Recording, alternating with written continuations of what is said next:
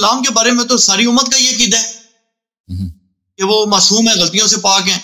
تو وہ کہتے ہیں جی کہ قرآن کو جب کھولتے ہیں تو اس میں یہ جو چیز آتی ہے کہ رسول اکرم صلی اللہ علیہ وسلم نے شہد کو اپنے اوپر حرام فرما لیا تھا، جس پر اللہ پاک کی طرف سے کچھ سخت الفاظ بظاہر محسوس ہوتے ہیں. تو وہ کہتے ہیں جی کہ ہمارا یہ عقیدہ ہے کہ رسول اکرم صلی اللہ علیہ وسلم اللہ کی وحی کے علاوہ کچھ کرتے ہی نہیں. تو کیا یہ عمل بھی رسول اکرم صلی اللہ علیہ وسلم نے وحی الہی کے تابع فرمایا ہے، یا اس کو آپ کیا نام دیں گے؟ دوسری بات انہوں نے کی، وہ کہتے ہیں جی کہ حضرت یونس علیہ السلام جو ہیں جب وہ مچھلی کے پیٹ میں تشریف لے گئے تھے ایک بات کی بنیاد پر، تو اس کی تعویل سنی علماء بھی اور شیعہ علماء بھی یہ کرتے ہیں کہ انبیاء کرام علیہ السلام کیونکہ بہت ہی بڑے درجے کی یعنی کیا کہنا چاہیے کہ عظمت پر فائز ہوتے ہیں، تو ان سے اگر ترک اولا بھی ہو جائے، ایک ترک مستحب بھی ہو جائے، تو وہ اس کو اتنا برا جانتے ہیں اپنے لیے کہ وہ کہہ دیتے ہیں کہ میں نے ظلم کیا اپنے پر. لیکن وہ کہتے ہیں کہ جب اس پہ آپ اللہ کے الفاظ دیکھتے ہیں نا، تو وہ ان علماء کی نفی کر رہے ہیں، کیونکہ اللہ پاک کے الفاظ بڑے سخت ہیں. اللہ پاک فرماتا ہے کہ اگر یونس علیہ السلام مچھلی کے پیٹ میں وہ کلمات ادا نہ کرتے، یعنی لا الہ الا انت سبحانک انی کنت من الظالمین، تو وہ اس دن تک وہیں مچھلی کا پیٹ میں پڑے رہتے کہ لوگ مردے قبروں سے اٹھاتے.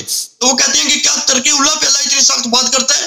وہ کہتے ہیں یہ تو جو آیت ہے یہ تو اپنا معصوم عن الخطا ہونے کی اور علم غیب ہونے دونوں کی بڑی شدید نفی کر رہی ہے بظاہر، اگرچہ وہ کہتے ہیں ہمارا عقیدہ یہی ہے.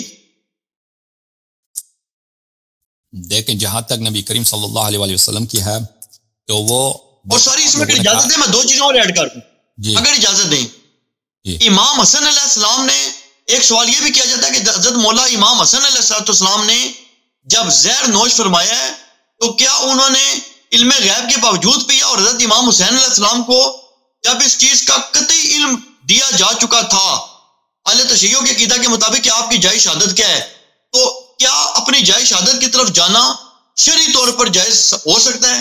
یہ بھی ایک اعتراض کیا جاتا ہے، اس کا علمی جواب عنایت فرما دیں ٹھیک تاکہ یہ موضوع بالکل کور ہو جائے. جی.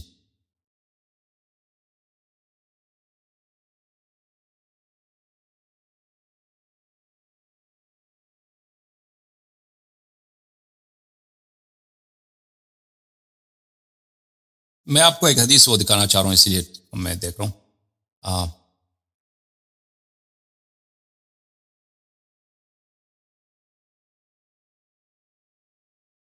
اچھا جی. حضرت رسول صلی اللہ علیہ وسلم نے جو واقعہ ہے یا ایھا النبی لما تحرم ما احل اللہ لک، آپ لوگوں کے نزدیک یہ روایت یہ ہے کہ انہوں نے شہد کو اپنے اوپر حرام کیا تھا، اور اس کی روایت عائشہ اور حفصہ سے ہے. ہمارے نزدیک جو روایت ہے انہوں نے ماریہ قبطہ رضی اللہ تعالیٰ عنہ کو اپنے اوپر حرام کیا تھا کہ میں ان سے مقاربت نہیں کروں گا. اس کی تفصیل ہمیں نہیں معلوم ہے. بات چلی تھی عائشہ اور حفصہ اور رسول پاک صلی اللہ علیہ وسلم کے درمیان، ٹھیک ہے نا. دونوں فریقین یہی کہتے ہیں. عائشہ حفصہ کا ادعا یہ ہے کہ رسول پاک صلی اللہ علیہ وسلم نے وہاں شہد کھایا تھا زینب بنت جحش کے ساتھ، اور وہاں ہمیں پسند نہیں تھے تاکہ یہ وہاں زیادہ دیر رکیں، تو ہم نے کہا تھا کہ آپ سے بدبو آ رہی ہے. تو یہ بدبو ہم نے جب کہہ دیا تو انہوں نے کہہ دیا کہ اب میں شہد نہیں کھاؤں گا، اپنے اوپر شہد کو حرام کیا، ٹھیک ہے نا. لیکن ہمیں اس بات پہ بہت شک ہے، ہمیں، کیونکہ ایک عاقل شخص اس کو پتہ کہ میں نے شہد کھایا، ایک عام آدمی بھی ہو نا اس کو پتہ کہ میں نے شہد کھایا، اس کو پتہ ہے کہ اس سے بدبو نہیں آ رہی، شہد کی بدبو نہیں ہوتی. پھر رسول پاک صلی اللہ علیہ وسلم کے معجزات میں سے یہ معجزات ہیں کہ ان کے جو پسینہ مبارک ہے اس سے اتنی خوشبو آتی تھی کہ وہ ہر مشک و عنبر سے، ہر قسم کے خوشبو سے اس کی خوشبو زیادہ ہوتی تھی. تو یہ تو ہم اس بات کو نہیں مانتے، ٹھیک ہے نا. حدیث ہمارے احادیث میں یہ ہے کہ انہوں نے کہا تھا کہ میں ماریہ قبطیہ سے، اب وہ ماریہ قبطیہ بھی ان کی جو ہے وہ کنیز تھی، وہ کوئی ان پہ واجب نہیں تھا کہ ان کے ساتھ حتماً وہ ہم بستر ہو جائیں. ہم بستر ہونا مرد کے لیے ضروری ہے، اپنے جو منکوحہ ہے جس کے ساتھ نکاح اس کے ساتھ ہم بستر ہونا 4 مہینے میں ایک دفعہ ضروری ہے. لیکن اگر کوئی کنیز ہے تو اس کے لیے ضروری نہیں ہے. لیکن انہوں نے کہا تھا میں اس کا حق، لیکن ان کا حق ہے کہ ان کے ساتھ ہم بستر ہو جائیں، لیکن انہوں نے کہا تھا میں نہیں کروں گا، لیکن یہ نہیں کروں گا ان کے ساتھ ہم بستر ہونا.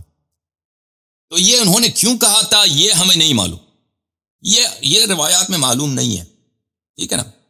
وہاں پر لیکن بات چلی تھی عائشہ، حفصہ اور رسول پاک صلی اللہ علیہ وسلم کے درمیان. انہوں نے کس طرح رسول پاک صلی اللہ علیہ وسلم کو مجبور کیا تھا. کوئی ایسی بات انہوں نے دھمکی دیا تھا، کوئی تہدید کی تھی، کوئی اسی طرح تنگ کیا تھا پیغمبر صلی اللہ علیہ وسلم کو کہ ان کو یہ کہنا پڑا تھا کہ میں شاید نہیں کہوں گا. لیکن وہ شاید والی بات ہمیں اچھا نہیں لگتا، کیونکہ وہ بالکل بچے کا نا بات ہے. میں شاید نہیں کہوں گا کہ شاید کی بدبو ہوتی ہے. شاید کی کہاں بدبو ہوتی ہے؟ اصل واقعہ اس میں چھپایا جا رہا ہے تاریخ میں. وہ اصل واقعہ کچھ اور ہوگا. جس طرح ان کا ہمارے نزدیک ان کو بلیک میل کیا گیا تھا پیغمبر صلی اللہ علیہ وسلم کو، اسی لیے انہوں نے کہا تھا کہ میں اب ہماری قبطیہ کے ساتھ جو ہم بستر نہیں ہو جاؤں گا. لیکن اس کی وجہ کیا تھی ہمیں نہیں معلوم. ٹھیک ہے نا. اللہ کی جانب سے بھی جو آیت آئی ہے، یا ایھا النبی لما تحرم ما احل اللہ لک، جس چیز کو اللہ نے آپ کے لیے حلال بنایا ہے تو آپ اس کو کیوں اپنے اوپر حرام بنا رہے ہیں. یہ کسی عتاب کے لیے نہیں ہے کہ پیغمبر صلی اللہ علیہ وآلہ وسلم سے کوئی غلطی ہو گئی ہے، کیونکہ حلال کو حرام بنانا یہ تو بہت بڑی گناہ ہوتی ہے. شریعت میں بدعت لانا، کسی چیز کو حرام حلال بنانا.